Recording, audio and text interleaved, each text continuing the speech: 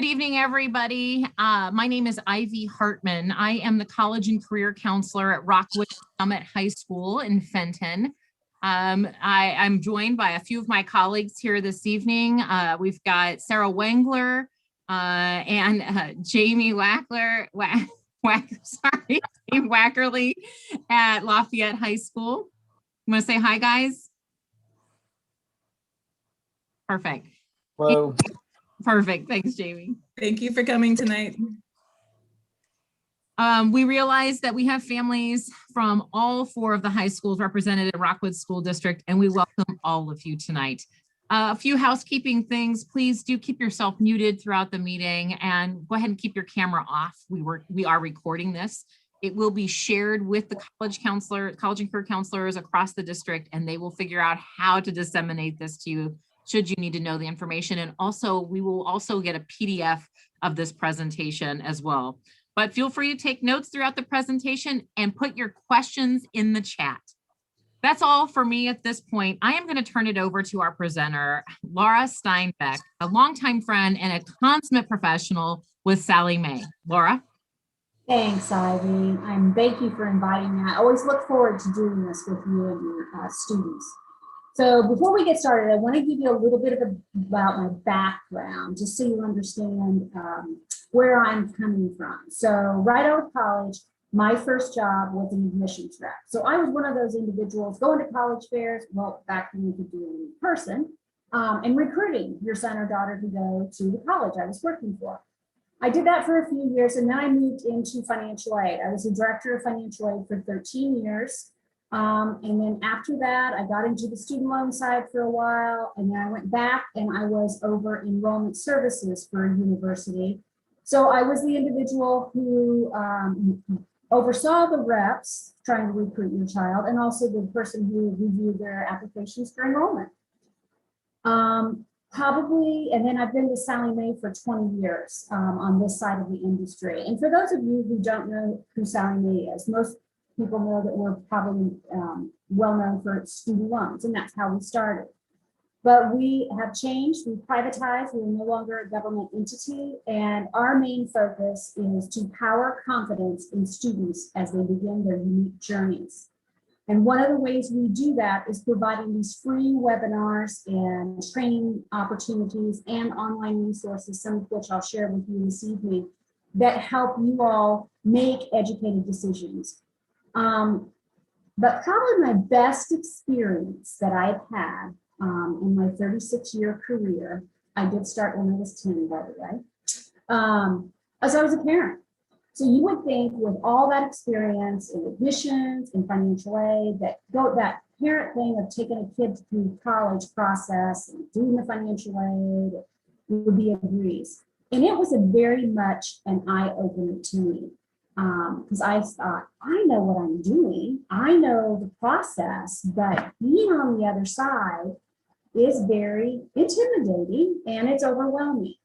So that is one of the things as well, is I hope tonight that you find that the information is informative and beneficial and gives you a little more confidence as you go through this process. So let's jump in, and I want to first cover with you what we're going to talk about today.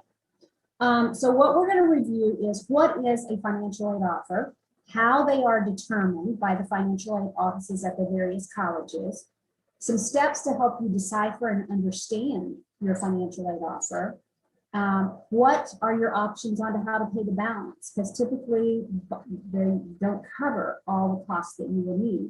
And then I'm going to leave you with some tips and tools. So let's jump into what is a financial aid offer. So these used to be called financial aid awards or financial aid award letters or packages. You will hear them referred to in various different terms.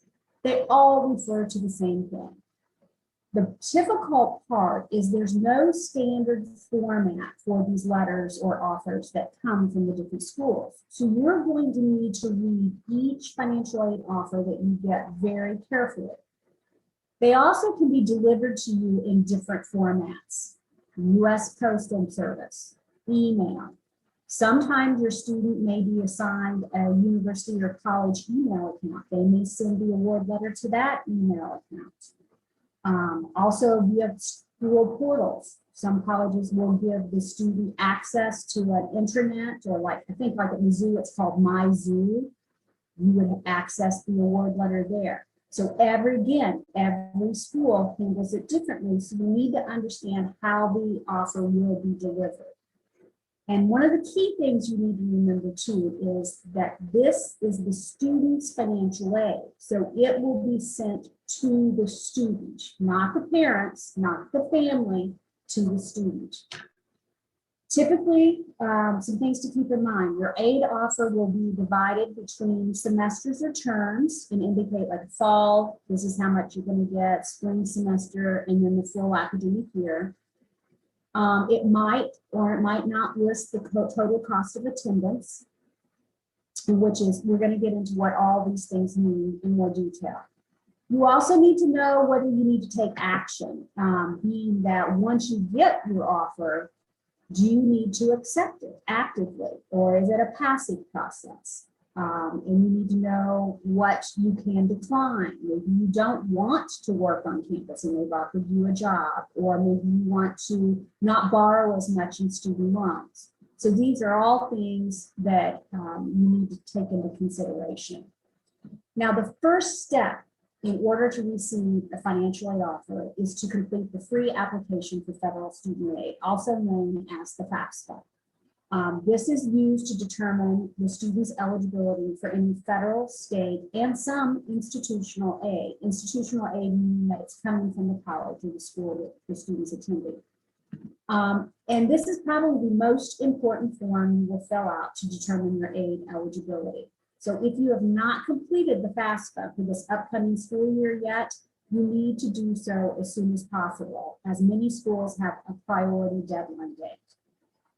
It is important that you complete this program as soon as possible, as some financial aid, federal and state aid programs are awarded on a first come, first served basis. So what that means is even if you apply in April and you're eligible, the school may be out of those funds, so that you wouldn't be able to get it. So the earlier the better. You can apply online at fafsa.gov or using their mobile app, which is My Student Aid. And one thing that's very important to remember is that you must file this form every year the student is in college. So for students who are starting college this fall, 2021, you would already have filed your FAFSA and used your 2019 tax income information. And the key thing that I think is important to remember, don't assume that you aren't going to qualify or be eligible because of family income. Almost every student is eligible to apply for some type of financial aid. Another step in the process is institutional aid. Remember, that's the funds that come from the school. And this depends on each school or college. You may need to complete additional steps or an additional application. So again, it's important to understand each school's process, and you can probably check their website to determine if they do require an institutional aid application. Also, some schools may require the College Board's CSS profile. And it can be found online at thecollegeboard.org. This is required by more than 200 schools across the U.S. In the United States, and they use it to award their institutional or non-federal aid. There is a fee for this application. So if we go back to the FAFSA, remember that first F is free. You do not pay to complete the FAFSA. But the CSS profile, there is a cost. I believe it's $25, and then additional reports, there's an additional amount. But there is an option also to get a fee waiver for the CSS profile. So once you've completed your FAFSA, you've done everything you need to do, then we're going to look at how they take that information and determine your financial need. So earlier I mentioned cost of attendance. This is the estimated cost to attend for one academic year. So consider fall semester and spring semester being one academic year.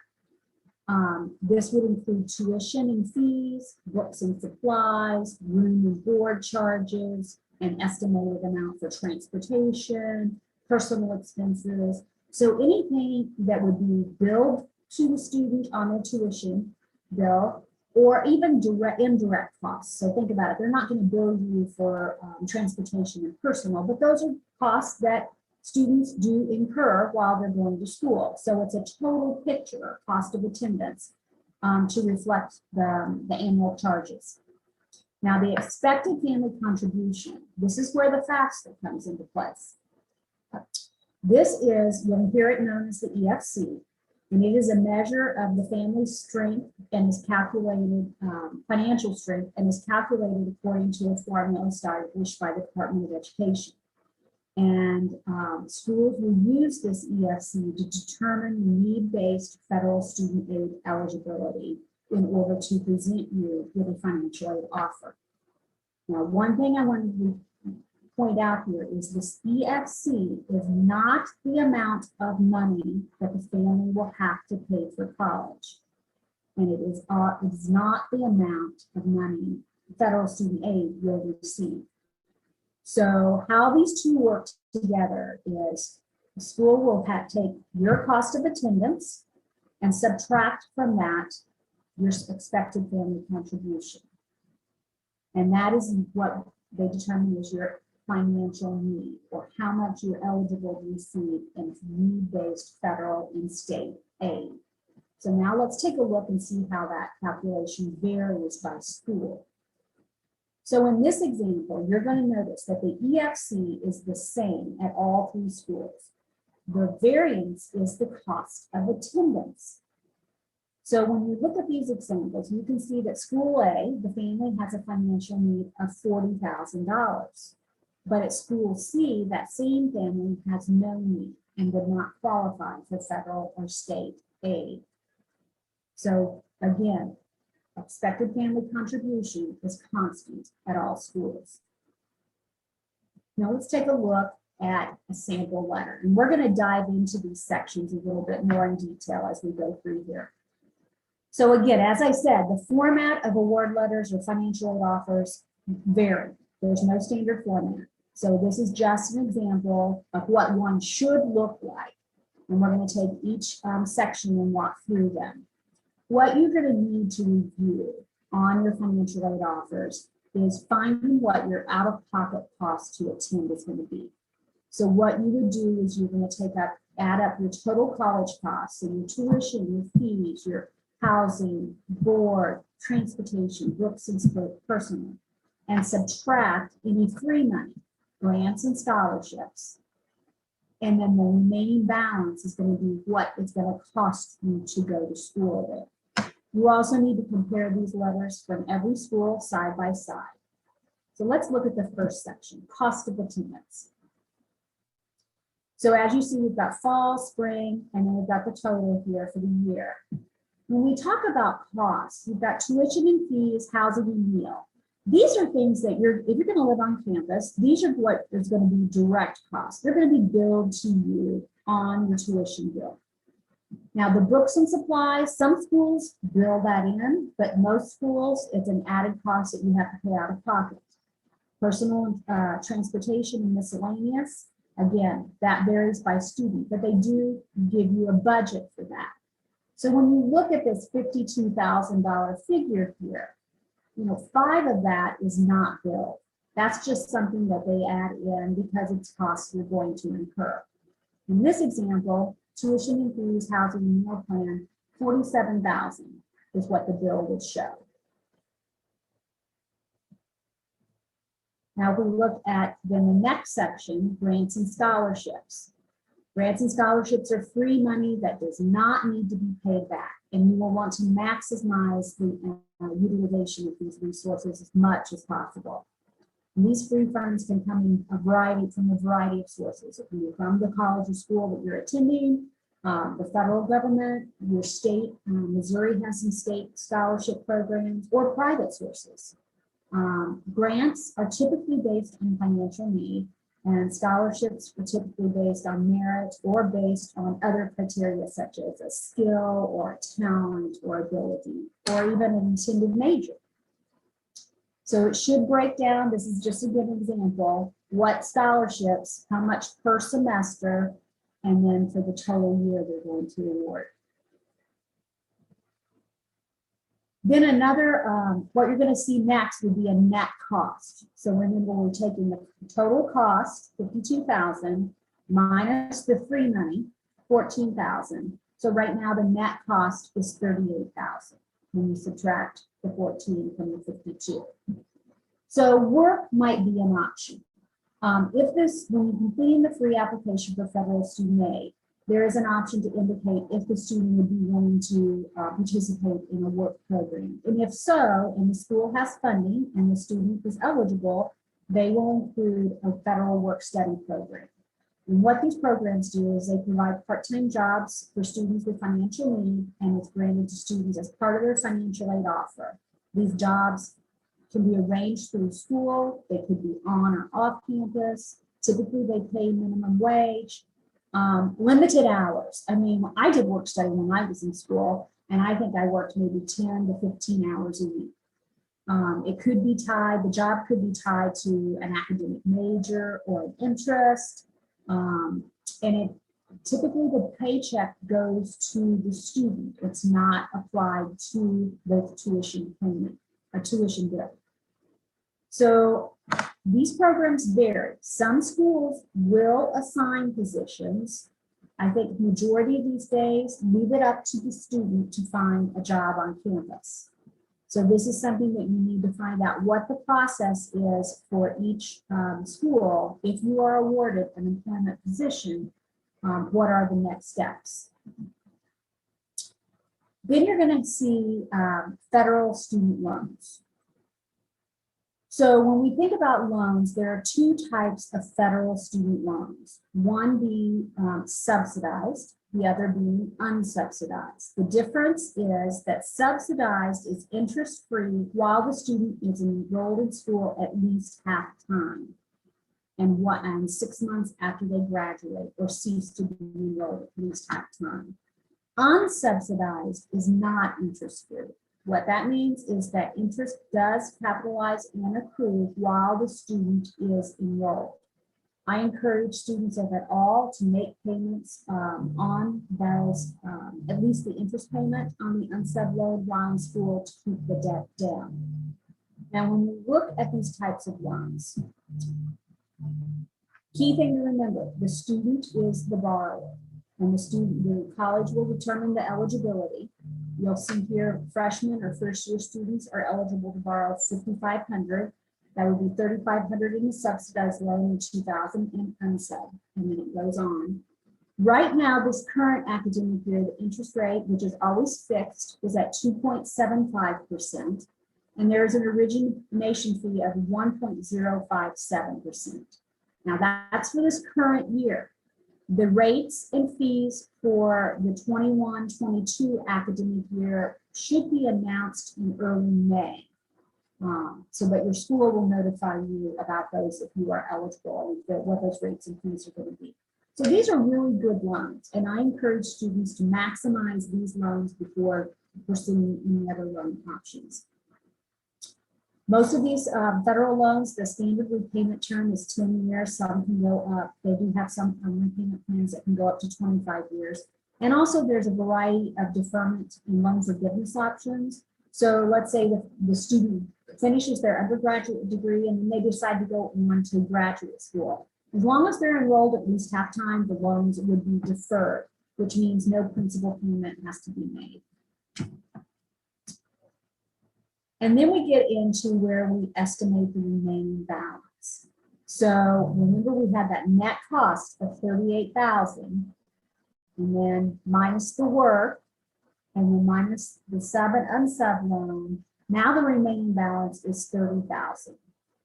So now the next question is, how are we going to pay that? So I'm going to stop right here and see if we have any questions in chat, Ivy.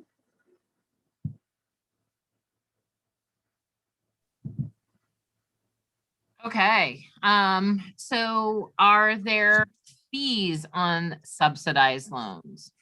Yes, the origination fee is 1.057%. And what that means is however much you borrow, they're going to take that percentage and deduct it from the loan before they send, and then they'll send that net disbursement amount to that college. Can our student request additional subsidized loans? If the parent applies for a federal parent loan, which we're going to go into, and they are denied, then the student is eligible to receive an additional $4,000 unsubsidized loan.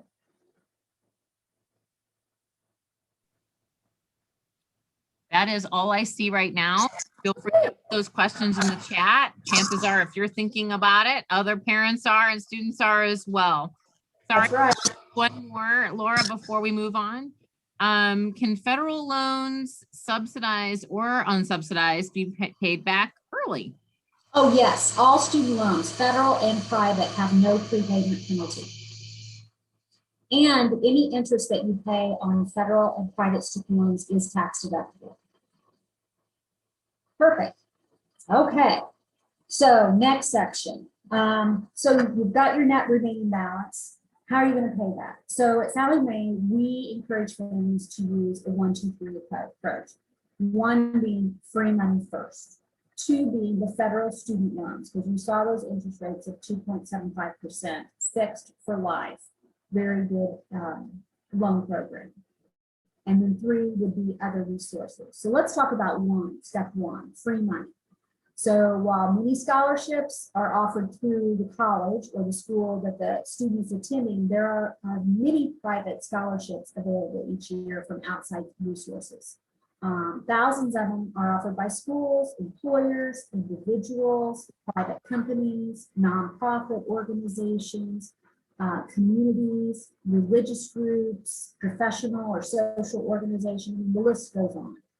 So I encourage students to ask family and friends if their employer or any organizations they're involved in offer scholarship programs.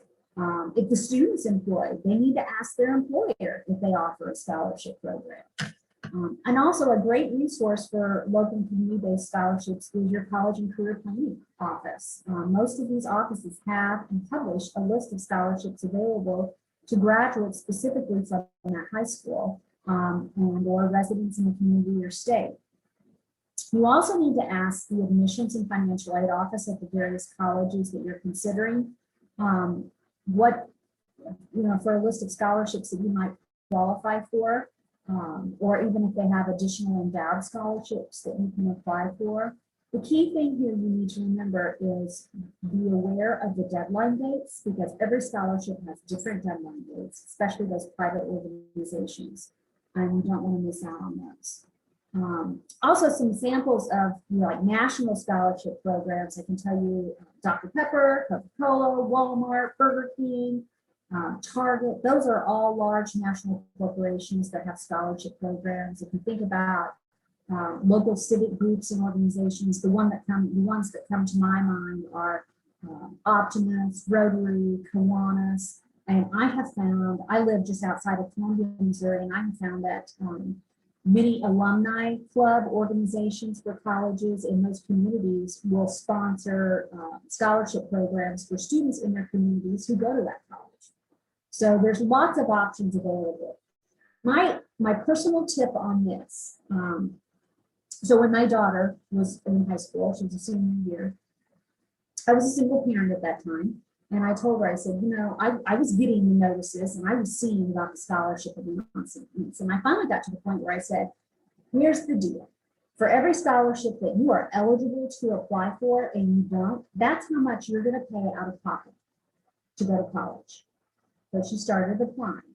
And she didn't get a lot, but she tried. And that's all I wanted. My favorite scholarship story is she had her sophomore year in college, our church offered a scholarship. It was for $5,000. And she was like, I'm not going to get it. I'm not going to get it. I'm like, listen, you're going to try, at least apply. She's a blessed writer, took her 30 minutes to do it, and she got it. And I told her, guess what? Now your junior year, you don't have to borrow that $5,000 student loan because you just got a $5,000 scholarship. Oh, and by the way, that's the only time in your life you'll earn $5,000 for 30 minutes worth of work. to this day, she's 30 now and has a almost 2-year-old. She's like, she thanks me all the time. Because she graduated with less debt because she pursued outside scholarships. My best advice to students is apply, apply, apply. Make it like a part-time job because so many scholarships go unawarded. Another great resource for scholarships are search engines. These search engines house aggregate lists of scholarships from a national perspective that allow students to go online, create a profile, and be matched with scholarships based on their personal profile that they create. Now, the nice thing about some of these scholarship search tools is that once a profile is created, as new scholarships are added to the database, and if it matches that registered user, they will notify you and say, hey, we found a new scholarship you might be interested in that matches your criteria. The key is to keep the profile up to date. So when I'm having this conversation with high school students, I'm like, this is like online dating. You create a profile and you keep it current. So as you retake the ACT or the SAT and you get a higher score, go in and update your profile, or your GPA or your class rank improves. Go update your profile. All those things. And these are not tools just for those in high school. Once you enroll in college, your freshman year, finish your first semester, you may have changed your major. Update to what you're studying now. Put in your first semester GPA. Include what in clubs and organizations you're involved in on campus. This can go through undergraduate and graduate schools. Now, these are the 3 most common and popular that are used. We've got our Sallie Mae scholarship search with 6 million scholarships worth up to $30 billion. Our registered users are automatically entered every month for a $1,000 monthly sweepstakes. And I have to say, I've had probably at least 5 Missourians get that throughout my career. I want to be the person who once a month gets to go and draw the name and make a phone call. FastWeb is another very popular tool. I used to recommend this as well when I worked in financial aid. Here's the key that I did not know until my daughter went through and she was signed up for it because I told her to. FastWeb does sell your contact information. It's still good information. So what I recommend you do is when you create your email address for FastWeb, create a special email address just for FastWeb because you will get a lot of unsolicited emails. And then Big Future by this College Board is a very reliable source as well. We have a database over 6 billion.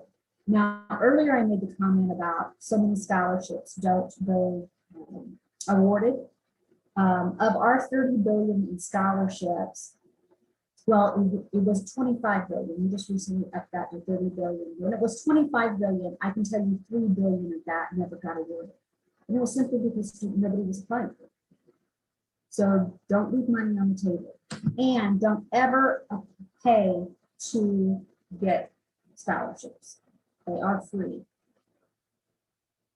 So step 1, scholarships, free money. Now, another thing I want you to think about. You're probably wondering, okay, where's all this money going to come from? When you could look at that 30,000 in that award letter example we talked about. So I want you to think about what are you spending today on the student that you will no longer be spending when they go to college. Think about it. Some students go to private school. That's a hefty cost. Travel, activities. I can tell you groceries and utility bills go down. My daughter, she played soccer, but not competitively, but she did show horses. And that was an expense. And I have a lot of friends whose kids compete in competitive athletic teams, whether it be softball or baseball or soccer. Those can be expensive. You've got travel, you've got membership fees, you've got hotel, it just goes on and on. You probably already have that built into your household budget. Keep it in your household budget, but just earmark it to pay for college. And the reason I say this is because many colleges have tuition payment plans. Now, what it will allow you to do is to make your ability to spread out payments over time, typically a semester or over the academic year. And so this would reduce your need to have to borrow.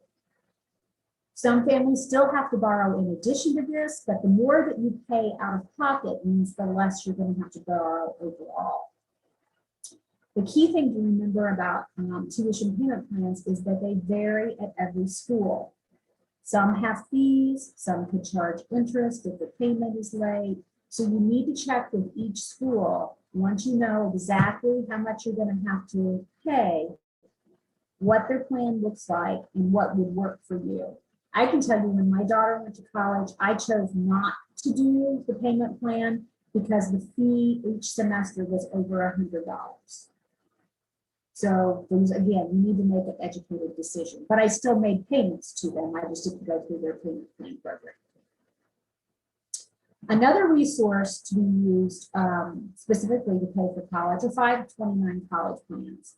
Now, as always, we will always advise everybody to speak with an investment advisor or a tax advisor for information that may be best for your particular situation. But a 529 college savings plan is a tax advantage plan that's created to help families save for their children's future higher education expenses. The funds from a 529 plan can be used to pay for qualified higher education expenses, which may include tuition, fees, books, computers, supplies, room and board costs. The beauty about these 529 plans is they grow tax deferred, and many states offer residents tax incentives for their contributions into the 529 plan. So, for example, in Missouri, their plan is called the Most 529, and participants are able to contribute to deduct up to $8,000 for single filers or $16,000 married filing jointly on their Missouri tax return. And regardless of the 529 plan anybody's using, assets generally can be used at any eligible 2-year or 4-year college, vocational, technical school, graduate school, and even some foreign colleges, study abroad programs. These funds can also be used to pay for internet access, and when the student has graduated, if there's still funds in the account, up to $10,000 of those can be used to pay down student loan debt.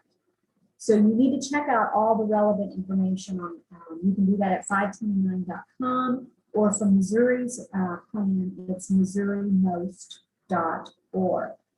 Now, a little personal tip that I did, like I said, when my daughter went to college, I didn't get married until her freshman year, so remarried. So I had a 529, but I had not had the ability to contribute as much as I wanted to. And excuse me.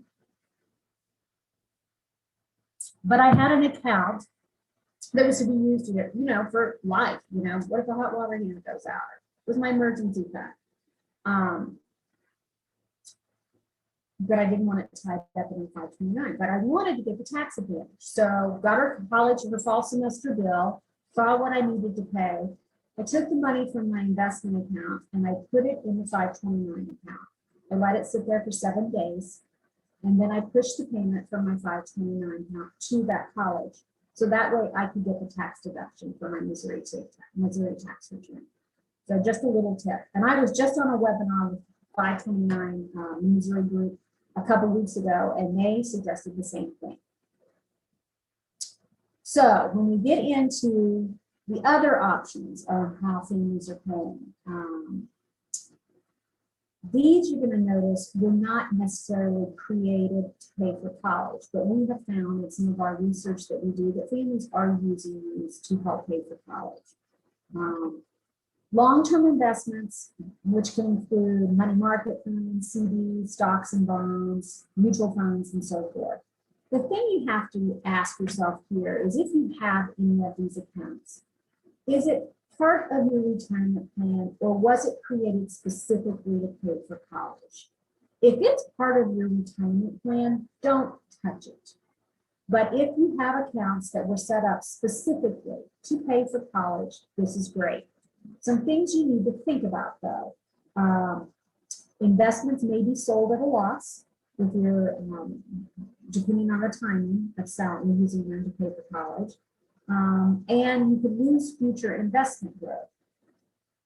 So you need to think about any tax implications on long-term investments in order to liquidate. You make a choice between maintaining the asset or borrowing, and borrowing instead, or liquidating the asset. And they all have costs. Personally, I had a father who called me a few years ago and we were talking about this, and he had the funds saved for his daughter's education. And he was like, I think it's important that she has some skin in the game. So he was like, what if I co-signed a loan for her, or she took out an unsubbed loan? And then that would help build her credit. And then when she graduates, then I could take the money out of the investment account and pay off the student loans for her. Perfect. He's not losing earning power, and she's got some skin in the game. Another option is retirement plans. And this one I do not recommend because it was literally created for mom and dad to retire on. The one thing I always say about this is you can borrow if you have to pay for college, but you can't borrow to retire. Well, I guess you could, but that would kind of be a backwards way to go about it. The things that are, it's just a risky situation because withdrawals from 401k plans or even a 403b, whatever type of plan you have, a pension through your employer, they can be worse than loans, but both can significantly reduce your retirement.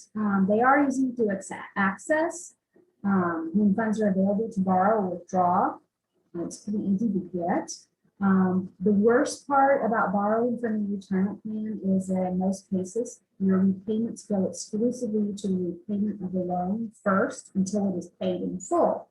And what this means is you're going to be missing out on your employer's match.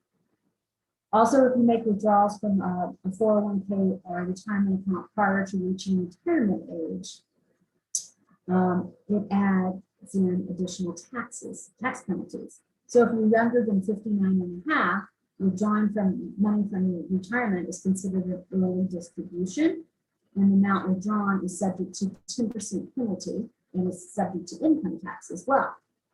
And if you're taking a hardship withdrawal, it can even result in suspension of future contributions to your retirement account for a set number of months. And that all depends on your company plan.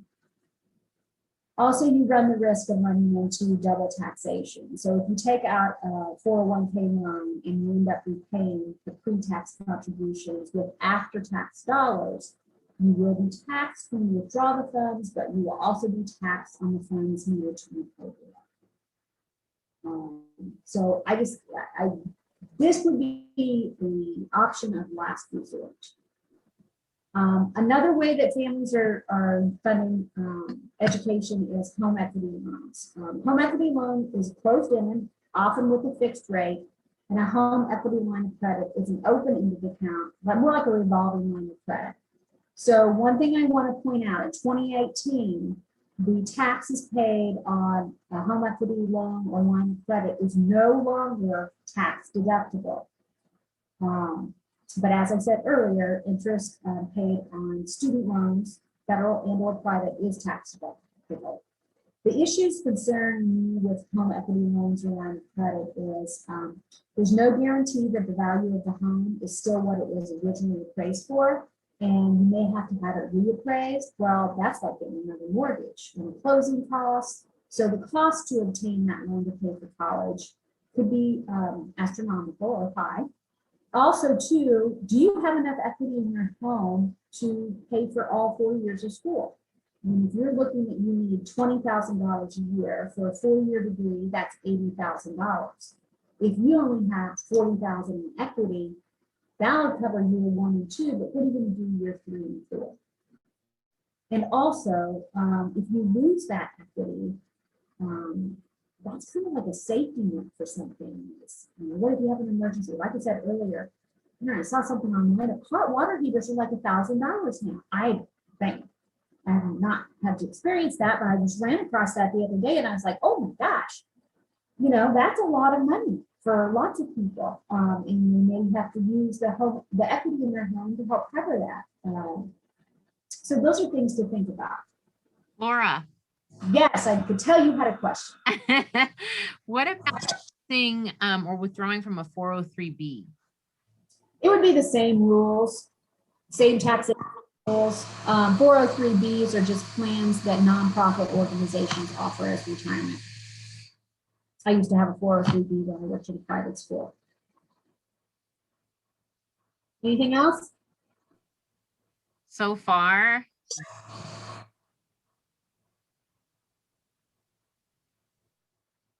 Okay.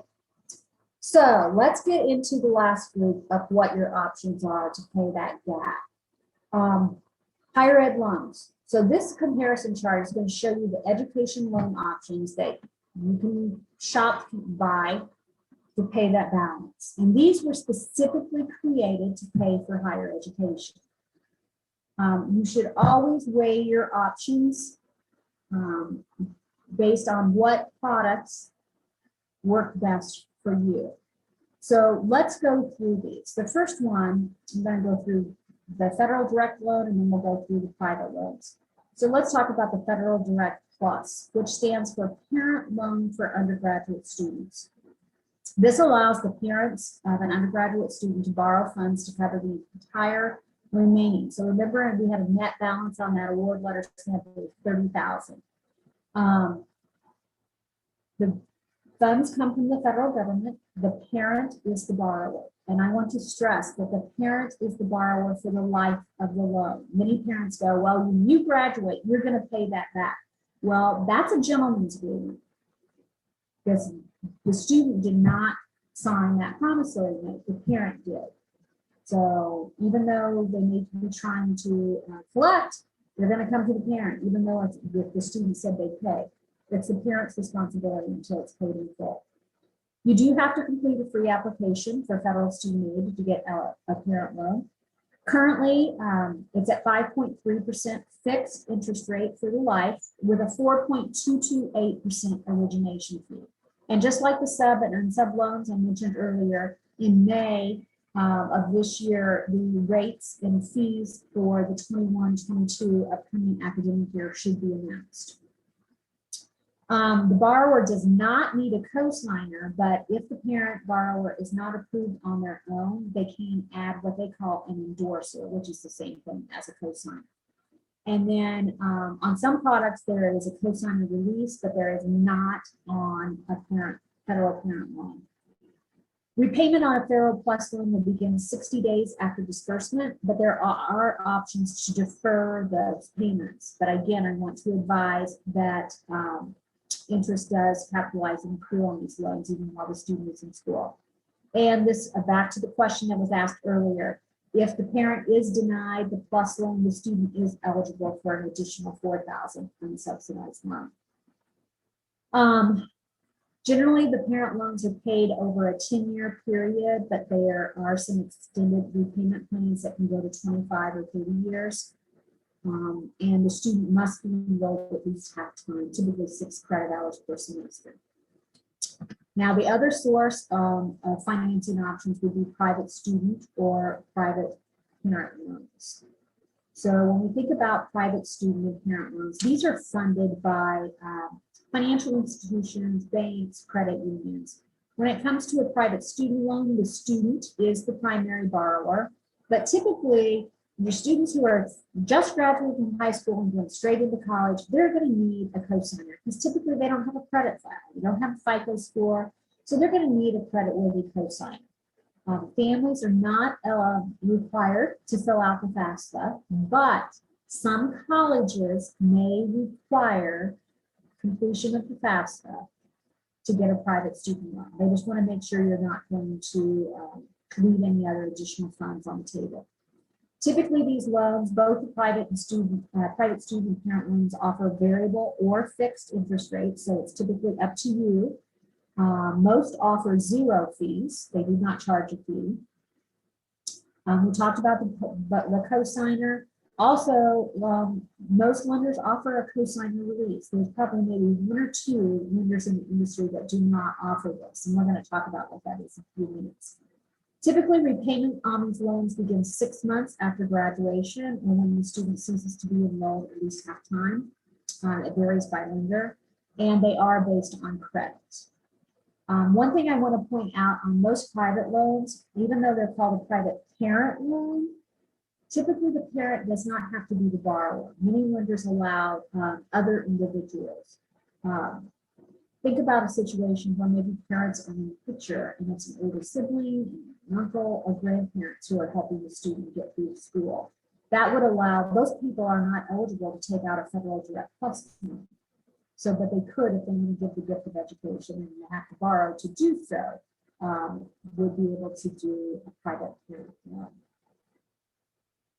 Most of these loans range as far as repayment from 5 to 20 years. They can be deferred while the student is in school, but again, interest does accrue. No prepayment penalty. Cosigners, we had talked about cosigner release. Let me explain what this is. So my daughter ended up getting a private student loan because the interest rate was so crazily low that it was lower than the federal loans when she was in college. I co-signed that one for her. And in order to do the cosigner release, the way the program works, after she graduated and she made so many on-time payments, principal and interest, then she could apply with the lender to have me, the cosigner, released from the obligation. I can tell you at Sallie Mae, we have a 12-month cosigner release, and probably 90% of our cosigners say, I want to help with the education, but I don't want the lifetime obligation. And I like the ability to have that out, that cosigner release option, so they can help. Both of these loan programs, private and federal plus, cover up to 100% of the cost of the attendance. So in our word letter example, we have that 30,000 gap that both of these could be certified for up to 30,000. But what you need to do is you need to compare all your loan options carefully, and you need to review what all the different terms and benefits, because they do vary by lenders. Here's what I recommend. You know, when you think about, I know we all shop for car loans, we shop for mortgages, and I know everybody shops for data payments. So when it comes to this point where you know you're going to have to borrow outside of the federal student loans, you need to compare all your options. One very important thing I want to point out is the fee impact. So in this example, let's say somebody's borrowing a $10,000 plus loan or private loan. The fee right now is 4.228%. So that means $422.80 is going to be deducted before it is sent to the school. So the government will send the school $9,577.20. Private loans, missed an in there. You borrow $10,000, no fees. You're going to have $10,000 sent to the school. The reason I'm telling you this is because that $422 is a lot of money. And if you are not going to be able to pay that, you need to borrow maybe $1,400. So you're going to net enough to pay the exact balance that you owe. So just heads up. You know, when I worked in financial aid, that was always a big question. But I borrowed $10,000. Why wasn't $10,000 posted to my account? The origination fee. Heidi, do you have a question for me? It may look like I do, but I'm answering a few in the chat. Seems to be, you know, that people just want some clarification in terms of, you know, what, you know, the maximum amounts a student can borrow without taking out a private loan. And we talked about what the federal loans were. It seems, Laura, just personal opinion, and I think some of the parents might be thinking this. FYI, I'm a parent of a senior this year, so I'm now walking. That's right. Yeah. So that little 5,500 that my student can borrow that first year, 3,000 of it being subsidized and 2,500 of it being unsubsidized, seems like a measly amount compared to what I owe. And so am I to understand that if my student needs, or if I need my student to borrow more money, then my options are a private loan, or I apply for the plus loan and get denied, then my student can get more unsubsidized money? Yes, ma'am. I will tell you, the plus loan, you have to have pretty bad credit to not get approved for a plus loan. The federal government does not have as stringent requirements as the banking industry does when it comes to these loan programs. So Well, typically, go ahead, Laura, sorry. that's okay. Typically what we see is if a parent is denied a plus loan, is they have really bad credit or they're in default on their own private loans. Student loans. Okay, that's good to know. It seems that these loan amounts, they may seem low. What can you tell us about them compared to the cost of college? Yes, you hear me. Yeah, they're not keeping up with the cost of college. Right. You know, and that's one thing. I just read an article like at 5:30 today before we got online together. It was coming from the NASFA, the National Association of Student Financial Aid Administrators, because everybody's hearing about loan forgiveness, right? That's right. What forgive all this debt. Well, in looking at who would qualify, it's typically for individuals who don't need it. They're making $75,000 more. And that's not what these loan program forgiveness programs were created. It was for, teachers, social workers, those who are truly doing, public service and not getting paid a lot, not doctors and lawyers who are working in nonprofits. But also, the NASFA said, the programs are not keeping up with the cost of college. And what the government needs to do is they need to focus on increasing the Pell Grant, the work study, those state grant funding programs, because those are not keeping up with the cost of school. I mean, I think the Pell Grant this year is only going up $100. Typically, college costs go up 3%. So yeah, there's a gap, there's a discrepancy. And that's why I think it's so important for schools to do these programs like you guys are offering to educate their families on buyer beware, make an educated decision and get a plan. So moving on, I want to talk to you a little bit because everybody's always like, well, I don't want it to hit my credit. So you all know there's two types of credit inquiries. There's soft and there's hard. Soft being like when I would look up my own credit file just to see what's going on in my report. That's going to be a soft. It's not going to ding my FICO score. But a hard credit inquiry is when you're going to apply, actually making that application. So several years ago, the government set up that, like when you go to apply for a mortgage or an auto loan, same thing applies to higher ed loans. So if you're going to go out and shop for private education loans, whether it be a student loan or a private parent loan, as long as you're inquiring or applying, within that 30-day, 45, I would say 30 days window, it's only going to be one hard hit to your credit or to your FICO score. So keep that in mind. And do not start doing these applications until you know exactly what your final out-of-pocket is going to be so you can get a plan. So some other things that you need to think about. One of the first questions any borrower, student, should ask themselves before borrowing is how much do they need? How much should I borrow? I encourage students to make sure they can pay the loan back after they graduate. So not just look at year one, but if you're going to go to 4-year school, what's your potential debt going to be? If you're going to go on to graduate school, take that into consideration. Also think about what field am I going to go into and what is the starting average salary? Am I going to be able to afford this stuff? I mean, when we buy a car or a mortgage, we know what our monthly payment's going to be and how long we're going to pay. We need to do the same thing with these education loans. Because when I go to med schools or law schools and do exit counseling for these students, it's just my heart goes into palpitation seeing how much that they're borrowing. They are going into a field where they're going to have the income potential to pay it back successively. But when I do an undergraduate program and I see somebody with a very high balance, and there's no way they're ever going to make whatever, they're going into education or they're going into theater or whatever field. It's just not high paying. The salaries don't justify that cost. So these are things that students need to think about.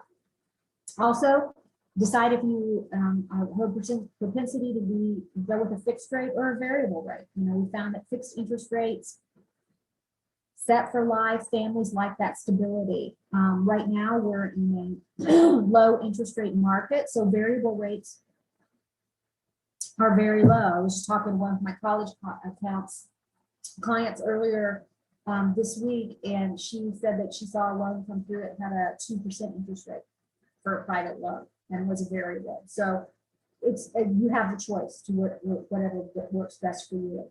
Also think about what benefit programs are being offered. These are things like they could offer you a 0.25% interest rate if you pay your payments, auto debit. If you have a graduation, when you graduate successfully, they could lower your interest rate. Also think about repayment term. The longer you take to repay that loan, the more you're going to pay back. Think about, are there any fees? Is there an option to have a personal lease? And I hate to say it, but it's not really a benefit, but it is a feature that I think is important, is a death and disability waiver. Most private lenders and the federal government do offer that should the borrower, which is the student, becomes deceased or permanently disabled, the debt is forgiven. So that person is not responsible for paying their debt back. You got some questions, Ivy? Yeah, just before we move on away from the loan part, I'm wondering, Laura, if we're in a divorced household and, of course, the Fafsa is filled out by the parent the student spends more than half their time with. But if the parents from, in separate households are trying to secure loans on their own, can you walk us through that process and what that would look like? So like a Para Plus or a private loan? Yeah. Okay. Either parent could do it. They will typically not certify, excuse me. Let me think about that. That would vary by school. So let's say your out of pocket is $10,000 a semester. It could be that one parent borrowed $10,000 for the fall and the other parent borrowed $10,000 for the spring, as long as it is a legal guardian. But like I said, on the private parent loans, it doesn't have to even be a parent. So that would be an option. Okay, that's helpful. I think in some of these decrees, it's voted that it's going to be split 50-50, but it's nice to know that a non-parent can take out that option. They have options. And it could be the parent who doesn't fill out the FAFSA. Right.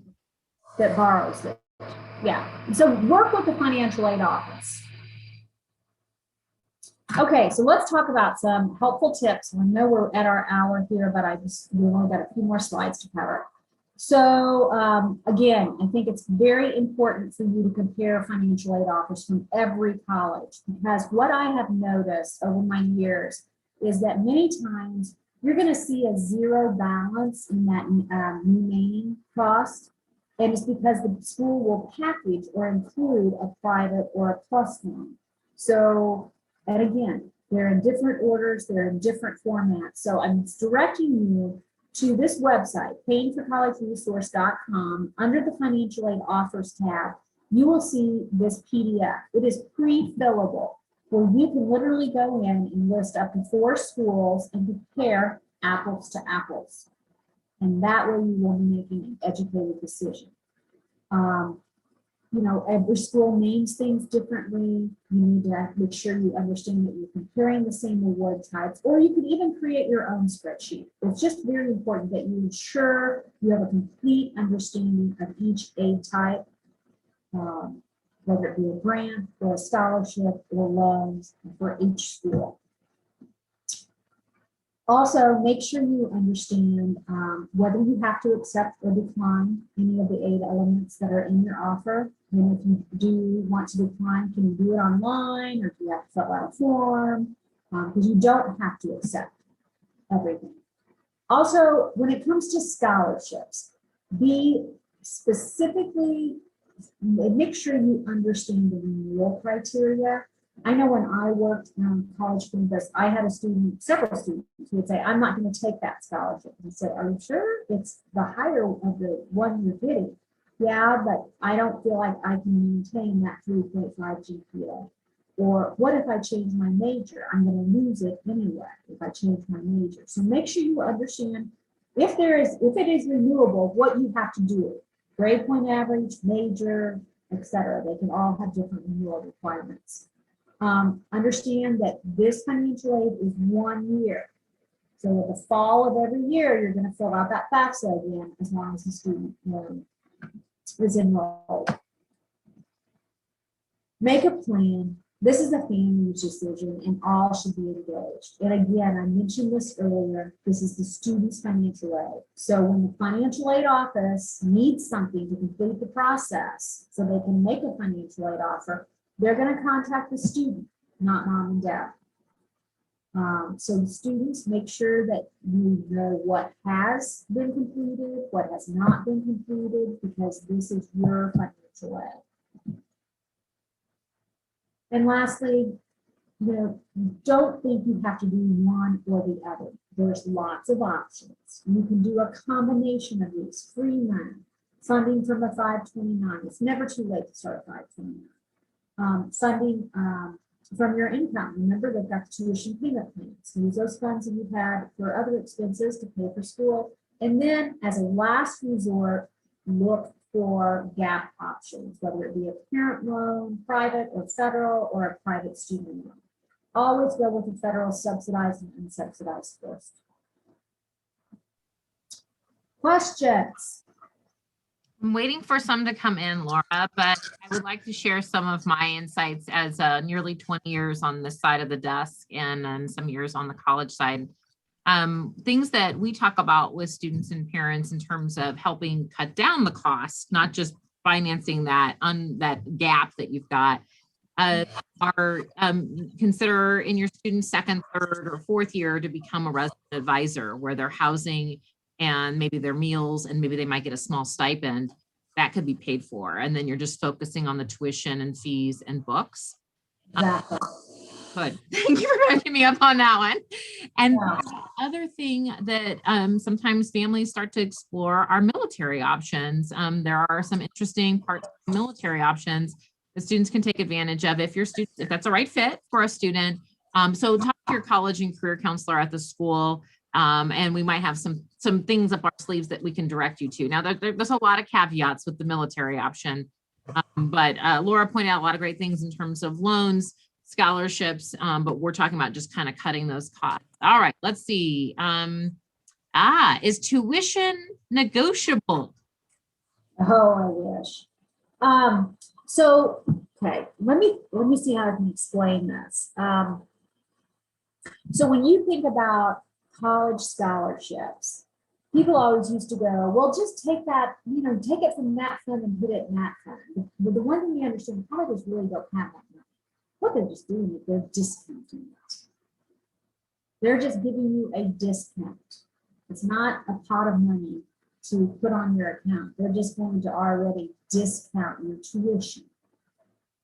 There are some colleges who will do like a tuition guarantee that it won't increase during your time there. Not a lot of doing those. I am hearing more and more are announcing here in the past few days that for 21-22, they're freezing. They're not going to do an increase in tuition costs for the upcoming academic year, but just because of our current times. You can ask. I always say, if you don't ask, you never know, and all they can do is say no. And in our times, they are needing students. So why not ask?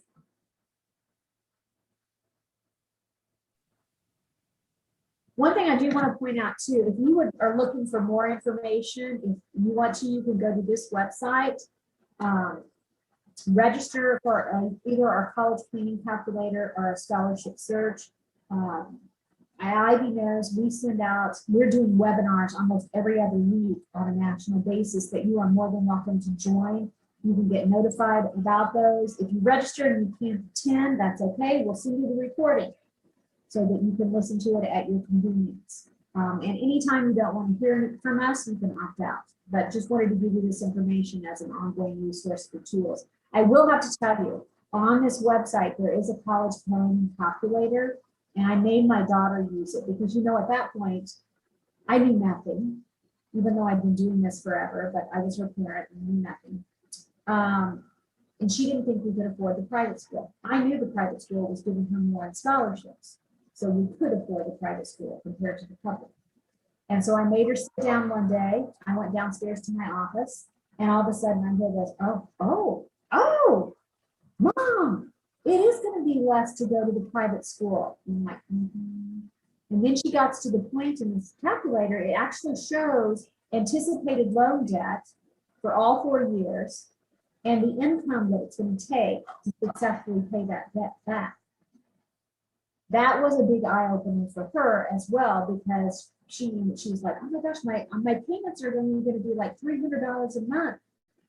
I thought it was going to be like $3,000. You know, she was unrealistic on what her expectations were, but that was a good, made her make an educated decision and go through the process. So I think it's a great tool. Well, Laura, this has been really insightful, and we want to thank you for your years and years of expertise and then the tools and tips that you've given us tonight. I don't see any other questions in the chat. I want to thank you for joining us, Laura, and I want to thank all of you, all of our wonderful parents and students who were able to join us this evening. And is there anything else you wanted to add, Laura? No, I'm good to go. I thank you. I appreciate it. And I just wish you all the best of luck. Hang in there.